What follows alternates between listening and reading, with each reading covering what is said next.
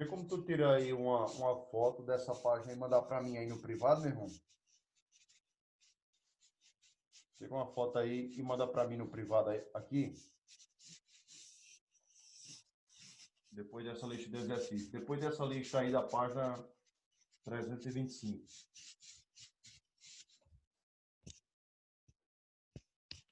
Olha, então vamos lá. Ó. Primeira lei da termodinâmica, né?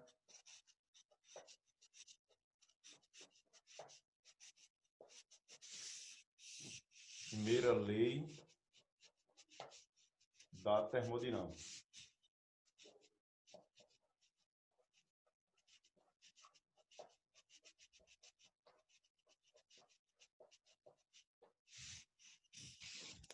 A gente só deu uma atrasadinha, gente, por conta que esses simulados caíram todos na quarta-feira, né? Aí a gente tem uma atrasadinha aí. Senão a gente já estaria no livro 4, tá?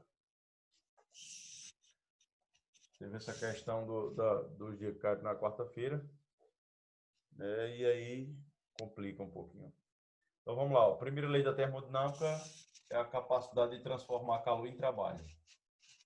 É a capacidade de transformar calor em trabalho.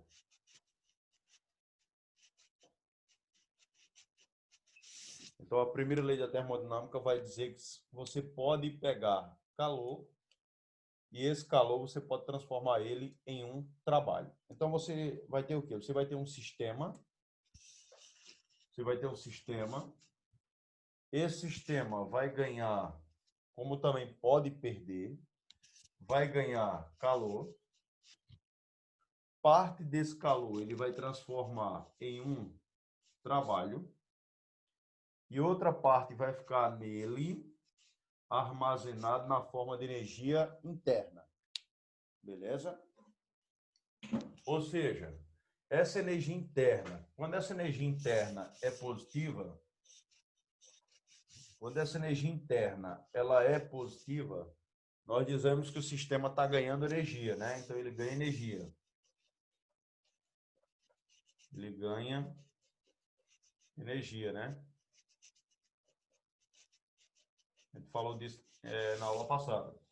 Quando esse ΔU é negativo, ele perde energia, ou seja, ele trabalha sem receber energia, né? Então, quando o ΔU é negativo, o sistema perde energia.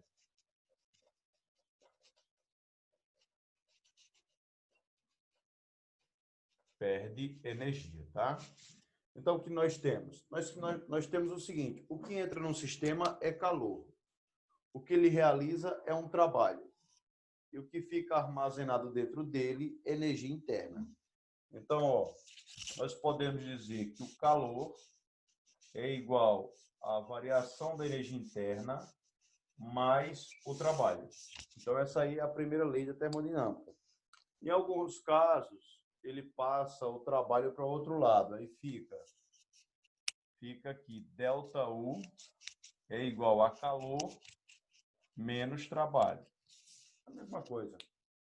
Só passei para o outro lado o trabalho, certo? Mas é a mesma coisa. Então, calor, você tem aí que o calor ele está ligado lá a um processo conhecido como adiabático, um processo adiabático, que não há troca de calor com o meio, tá? Então, você vai lembrar que esse Q é zero. Você vai lembrar na transformação adiabática, na transformação adiabática,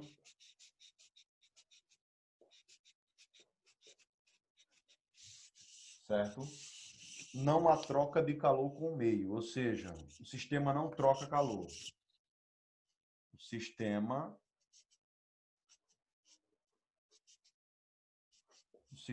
não troca calor.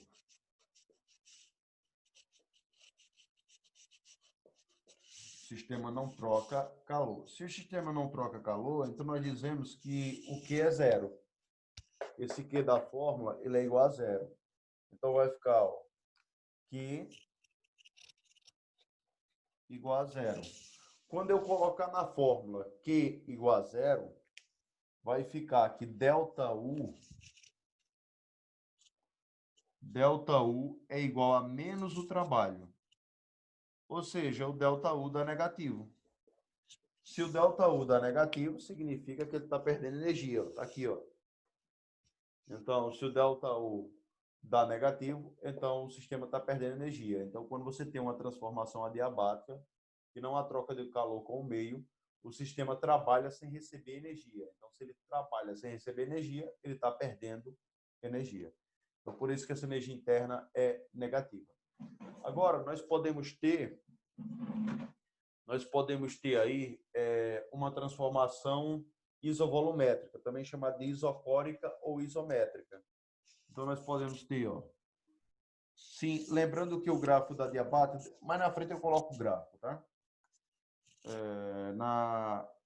Na segunda lei eu coloco o gráfico. Na transformação, como a gente já viu lá em gases, o gráfico, né? Na transformação isovolumétrica,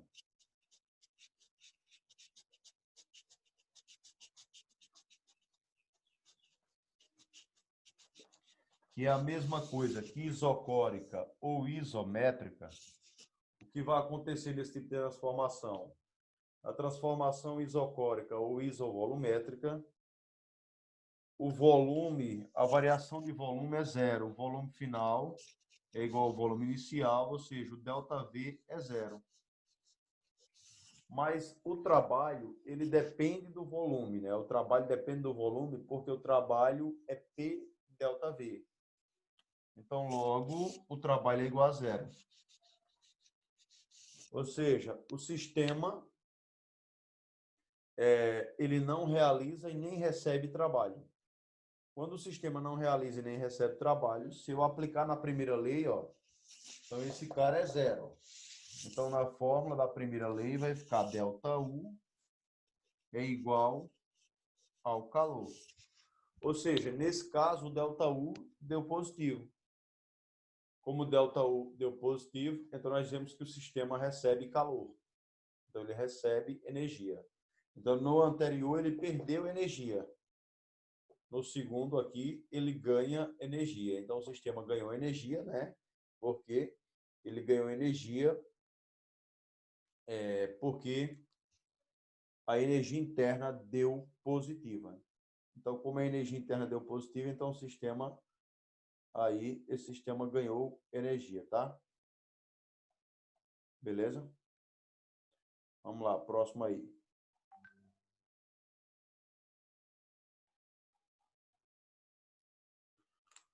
Alguma dúvida aí, galera, nessa segunda parte? Posso passar? Não. Alguém consegue tirar foto aí desse conteúdo aí para mim e mandar aí no privado? Manda no privado, manda no grupo não, só para mim. Eu estava preparando aula e pensei que tinha colocado ele junto com os livros aqui, mas eu não coloquei. Eu só coloquei do primeiro e do terceiro ano. Aí eu acho que eu deixei no quarto lá com a minha esposa está dormindo, aí eu quero acordar. Complicado. Melhor não acordar.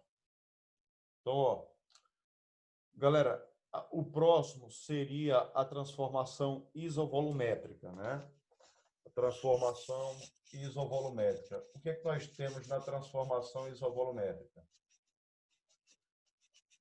Na transformação ou isovolumétrica, isotérmica. Perdão, pessoal. Na transformação isotérmica. O que é que nós temos na transformação isotérmica? Térmica se refere à temperatura, né? Então, na transformação isotérmica, a temperatura final é igual à inicial. Se a temperatura inicial é igual à temperatura final, nós podemos dizer que o ΔT é zero. Ou seja, não tem variação de temperatura. Como o ΔU, que é a variação da energia interna, depende exclusivamente aí desse cara, então o que é que vai acontecer? Logo, o ΔU é igual a zero. Ou seja, na fórmula, ΔU é igual a zero. Então, vai ficar aqui Q é igual ao trabalho. Ou seja, ele recebe energia, mas toda essa energia é convertida em trabalho. Então, quando isso acontece, nós temos uma transformação aí, o quê? Nós temos uma transformação isotérmica. Ou seja, a transformação isotérmica, todo o calor que o sistema recebe, ele transforma em trabalho. Para finalizar, galera, está faltando uma transformação, que é a transformação isobárica. Então, ó, veja que nas três transformações anteriores, alguém é zero. Nessa transformação, não. Nessa transformação, todo mundo está na fórmula. Então, na transformação isobárica,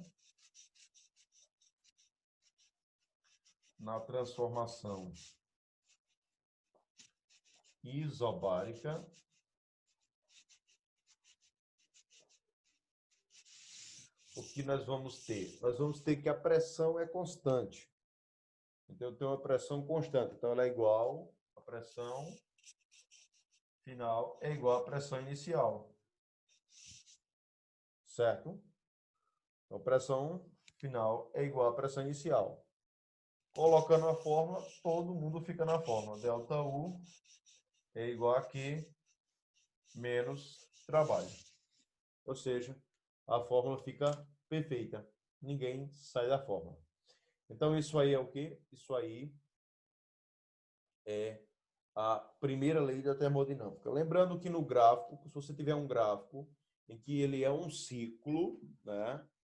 O sentido horário, o trabalho é positivo, o sentido anti-horário, o trabalho é negativo. Então, eu vou botar aqui, ó, no ciclo. Você não deve esquecer. No ciclo. Então, o que eu tenho no ciclo? Então, aquele ciclo ele sai de um ponto e volta para aquele mesmo ponto, tá? A exemplo disso aqui, ó. Digamos que eu tenho aqui, ó, pressão versus volume. Aí o cara faz isso aqui, ó. Ele faz um quadradinho aqui. Então, aqui eu tenho um ciclo, né? Aí, digamos que o cara saiu de um ponto A, ó, foi até um ponto B. Então, ele saiu de um ponto A, foi até um ponto B, depois foi até um ponto C, depois veio até um ponto D, e por último ele parou no ponto A. Ou seja, o que é que eu sei no ciclo? No ciclo, ou seja, ele deu a volta completa. Se estiver no sentido horário, que esse sentido aqui é o sentido do relógio, né? Sentido horário. No sentido horário, nós temos que o trabalho é maior que zero. Ou seja, o trabalho é positivo. Então, se ele é maior que zero, ele é um trabalho positivo. Ok? E se for no sentido anti-horário? O contrário. Se o sentido for anti-horário, sentido anti-horário,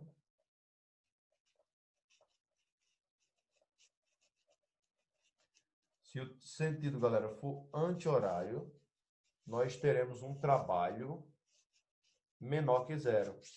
Ou seja, um trabalho negativo. Qual a outra coisa que eu tenho também no ciclo? Se ele deu a volta completa, então a temperatura final é igual à temperatura inicial. Ou seja, eu tenho aí que o ΔU é zero no ciclo. Então, no ciclo, ΔU é igual a zero. Lembrando aqui, ó, que se nós observarmos de A para B, o volume é o mesmo. Então, nós temos aí uma transformação isovolumétrica. Ou seja, se nós pegarmos aqui o ponto AB, nós temos uma isovolumétrica. Se nós temos uma isovolumétrica, o trabalho é zero. Então, o trabalho de A para B é igual a zero. Porque o trabalho de A para B depende do volume. Então, se o volume não muda, então o trabalho é zero. De B para C, vai estar a galera todinha, ó. De B para C. De B para C, não muda a pressão. Pressão está na vertical. Então, de B para C não muda a pressão. Então, nós temos uma transformação isobárica. Isobárica com o volume aumentando, ou seja, você tem uma expansão isobárica. Então, de B para C, você tem uma transformação isobárica, ou seja, você tem uma expansão isobárica. Então, o volume era V, um exemplo. Digamos que aqui ele passou para 2V. Do ponto C para o ponto D, o volume continua o mesmo, que é 2V. Se o volume continua o mesmo, nós temos aí uma transformação. Só um minutinho, galera, caiu aqui. Só um segundo. Foi mal, galera.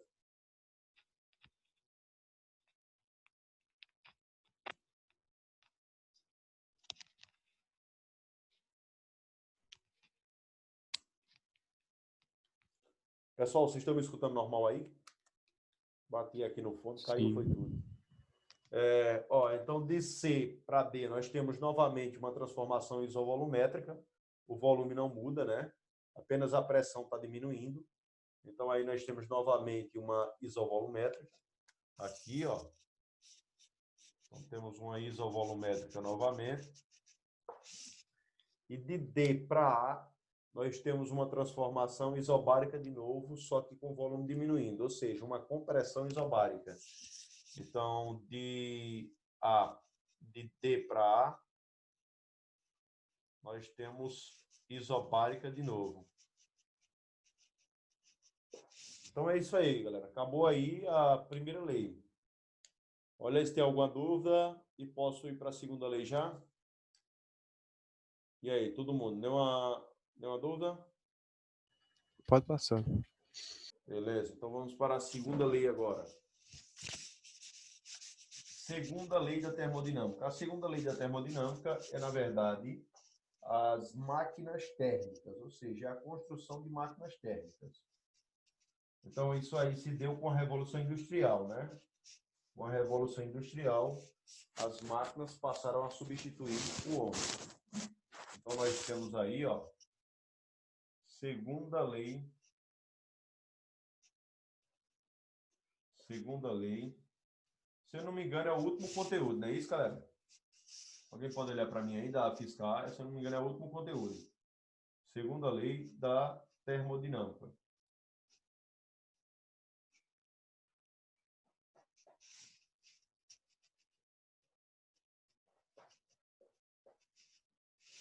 A segunda lei da termodinâmica, galera. Tem outro assunto ainda depois disso. Tem outro? Qual o nome dele aí, por gentileza? Geradores e receptores. Não, isso aí a gente já passou, pô. Isso aí é física B. Física B. A física A, o último assunto Ah, já. sim, então tem não. Então é o último mesmo. O último assunto já para a gente entrar. Mas a gente vai devagarinho, a gente chega lá. Demora só aqui, porque tem um assunto aí, ó, que é física moderna, que é do quarto bimestre. Esse assunto não cai no Enem. Eu vou deixar ele por último, por último, por último. A intenção aqui é falar os que caem no Enem, né? Então, eu vou deixar a física moderna de por último, do último dos últimos. Então, galera, olha aí, ó. A segunda lei da termodinâmica continua com a mesma característica, capacidade de transformar calor em trabalho, só que agora através de uma máquina, né? Antes era através de um sistema gasoso, um gás, né? Aqui agora é uma máquina térmica. Então, a segunda lei da termodinâmica, ela continua com a mesma característica, né? Nós temos que transformar calor em trabalho, certo? Com um único detalhe: quando a gente tentar transformar calor em trabalho, a gente vai esperar algo que sempre ocorre, ou seja, perda de energia. Não existe uma máquina que não perda energia. todas elas perdem energia. Você pode dizer, professor, um liquidificador perde energia? Perde. Um ventilador perde energia? Perde. Certo? Por quê, professor? Porque eles esquentam. Se uma máquina não perdesse energia, ela não esquentava. Um carro perde energia? Perde. Você, de toda a energia da queima do combustível, apenas 22%, claro que é um carro normal, sem ser um carro híbrido, apenas 22% é para botar o carro em movimento. A maior parte é para poluir o ambiente. Se você botar o total de carros que tem no planeta, então dá algo aí gigantesco. Então, o que é que você vai ter? Na segunda lei da termodinâmica, as máquinas elas vão operar entre duas fontes. Elas vão operar entre uma fonte quente,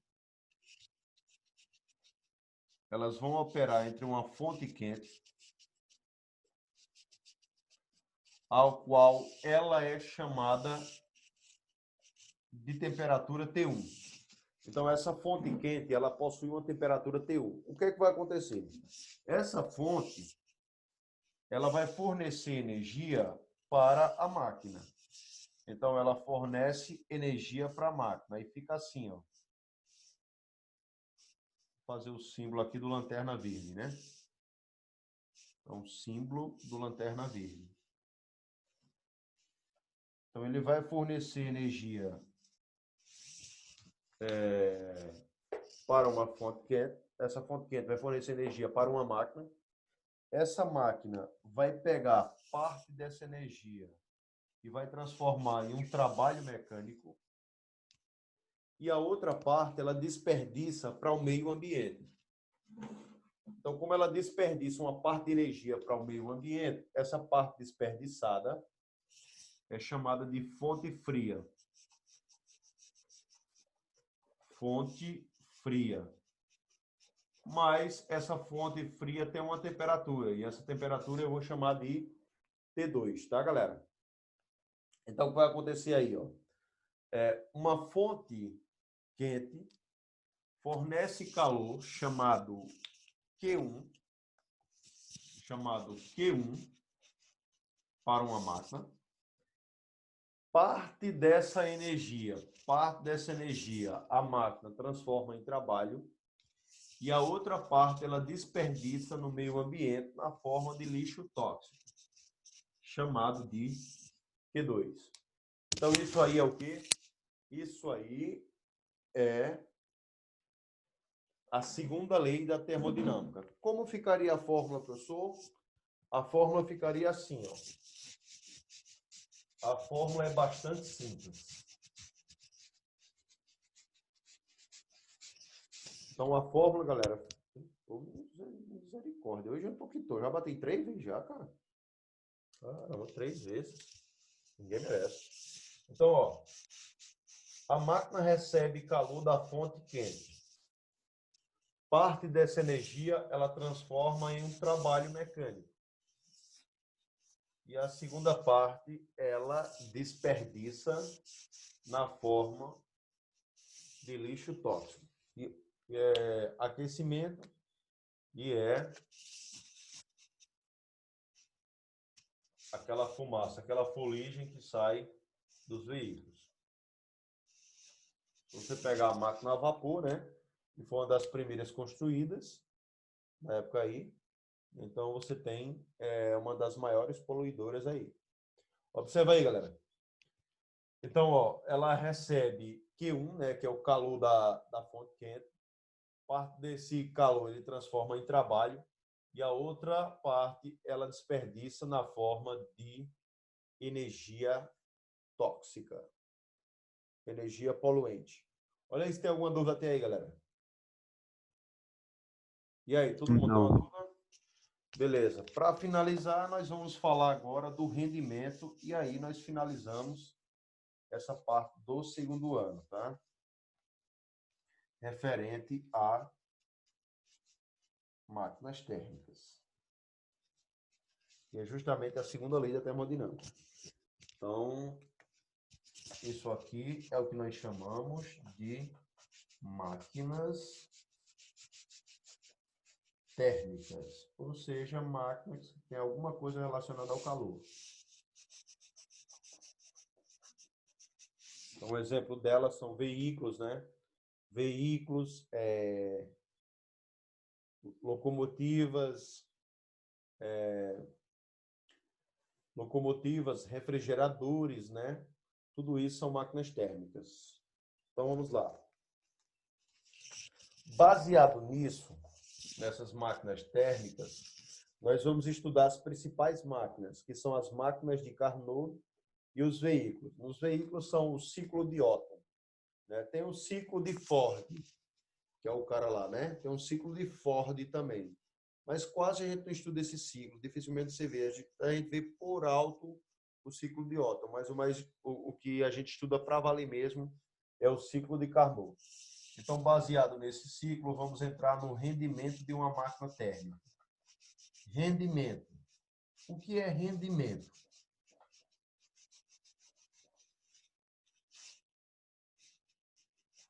O que é rendimento? Rendimento é tudo que você consegue aproveitar. Rendimento é tudo que você consegue aproveitar, certo? É tudo que você consegue aproveitar para um sistema. Então, tudo que você consegue aproveitar para um sistema é o que a gente chama de rendimento. Beleza? Esse rendimento, ele vai ser dado em porcentagem, certo? Então, ele está relacionado à energia que é aproveitada. Então, vamos lá. Então, aqui, energia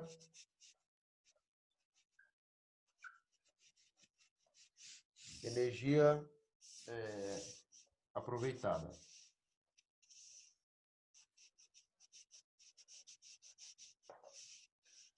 Energia aproveitada na forma de calor.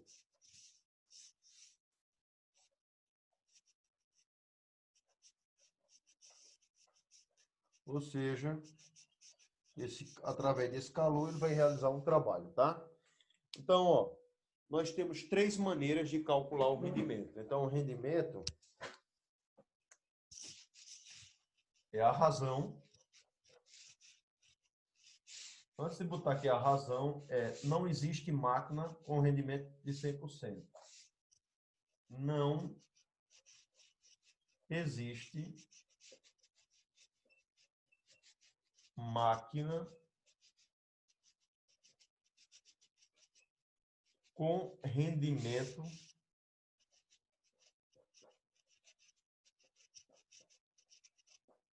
de 100%. Ou seja, o que é que eu estou querendo dizer? Você não consegue ter uma máquina que ela recebe um calor e todo esse calor ela transforma em trabalho sem desperdiçar energia. E o que eu estou querendo dizer em outras palavras, toda máquina desperdiça energia. Toda máquina esquenta, ou seja, toda máquina perde energia. Mas existe uma máquina especial que tem o maior rendimento possível. Então, a máquina com o maior rendimento é chamada máquina de Carnot. Máquina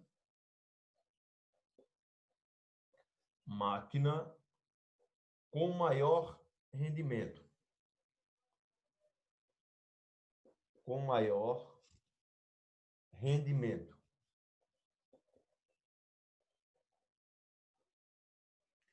Então, a máquina com o maior rendimento possível é a máquina de Carnot. Vamos deixar para falar dela um pouquinho mais na frente. Aqui é só para saber que ela tem o maior rendimento. Máquina de Carnot. Carnot. Então, a máquina de maior rendimento é a máquina de Carnot. Pensando nisso, galera, o que é rendimento? O rendimento é a razão entre a energia útil, ou seja, entre o trabalho, e o calor da fonte quente. Então, o rendimento é a razão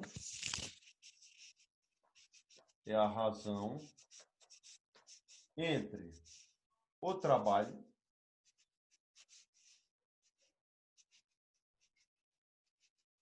é a razão entre o trabalho, certo? É a razão entre o trabalho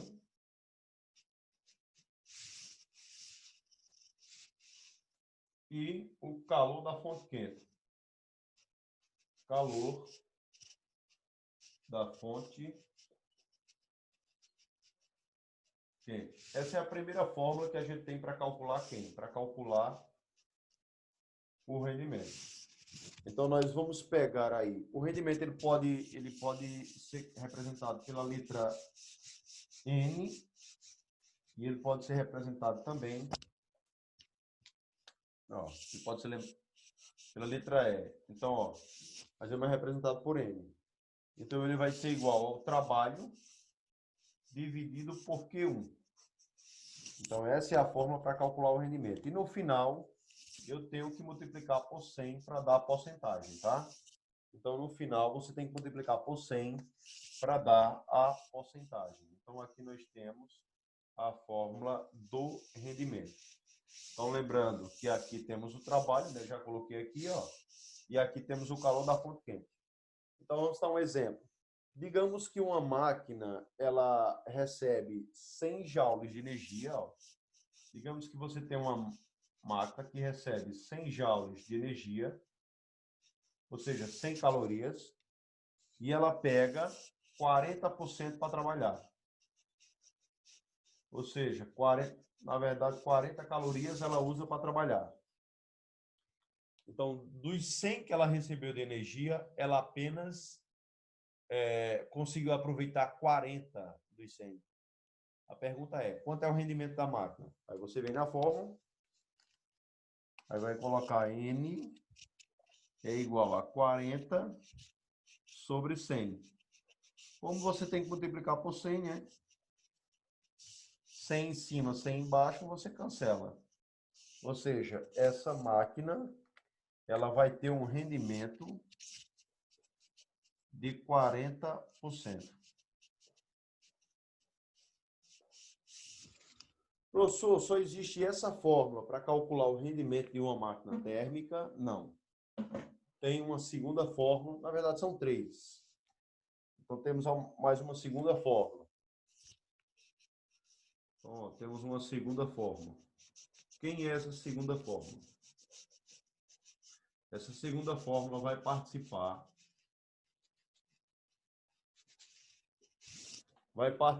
a energia perdida. Então, ó, o rendimento é igual a 1 menos Q2 sobre Q1. Então, veja, nessa fórmula aí não aparece o trabalho, tá? Então, nós temos que o rendimento da máquina é igual a 1 menos a energia que ela desperdiça dividido pela energia total que ela recebe. Então, a energia total que ela recebe é o calor da fonte quente, tá? Então, aí nós temos isso aí, galera. Beleza? Olha aí se tem alguma dúvida. E aí, galera?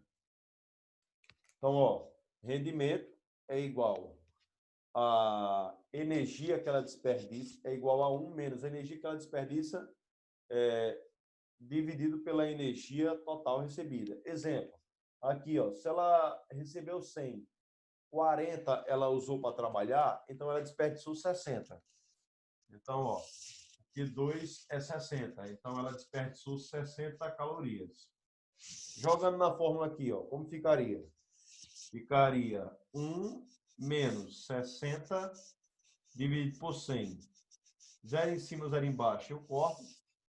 6 dividido por 10 dá 0,6. Então, N vai ser igual a 1 menos 0,6. 0,6. 1 menos 0,6 dá 0,4. Como no final tem que multiplicar por 100, né? Ou seja, 0,4 vezes 100 dá 40%. Acabou. Para finalizar essa parte de rendimento e depois ficar só máquina de Carnot, falta uma formulazinha. Bora apagar aqui, galera? Todo mundo pode apagar esse lado aqui, gente? Pode. Então vamos lá. Para finalizar, nós vamos entrar aqui no outro processinho, que é justamente a relação do rendimento com a temperatura. Galera, sobre a temperatura, rendimento versus temperatura. Ó, rendimento versus temperatura.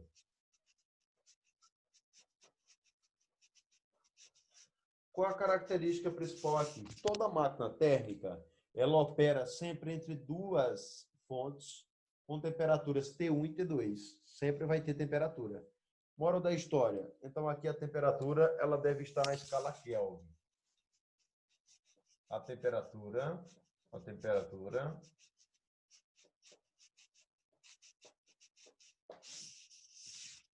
deve